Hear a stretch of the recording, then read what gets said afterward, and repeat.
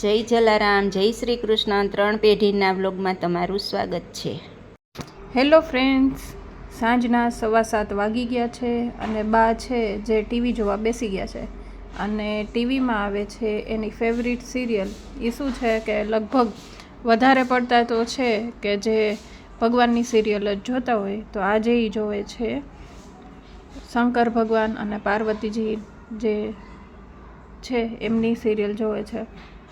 કાનોડાની ઘણીવાર જોતા હોય, ઘણીવાર ગણપતિની જોતા હોય, મતલબ વધારે પડતું તો શું છે કે ભગવાનની સિરિયલ જ જોતા હોય, એમને એ જ પસંદ છે. હવે આપણે આજે છે એ સિરિયલ જોયા પછી આજે પ્રોગ્રામ હતો કીટી પાર્ટીનો, તો આપણે ફ્રેન્ડની ઘરે વયા ગયા છીએ અને કીટી પાર્ટીમાં આજે ભજીયા હતા. ભજીયા આમ ગુજરાતીને ભજીયા એટલે તો આમ અંતવાલા, જો ભરેલા મરચાં, આદુ, એની લસણની કઢી અને આમ જુદા જુદા જે મરચાં હતા, મોજ પડી ગઈ હતી. મોજે દરિયા. આજે મેથી અને આ તેલનો તાવડો મૂકી દીધો છે અને ફટાફટ આપણે એમ થાય કે ખાવા માંડી, એટલી મસ્ત તૈયારી કરી લીધી હતી કીટી પાર્ટીમાં. આ છે જ્યુસના ગ્લાસ છે અને બટેટાવડાનો મસાલો પણ રેડી હતો.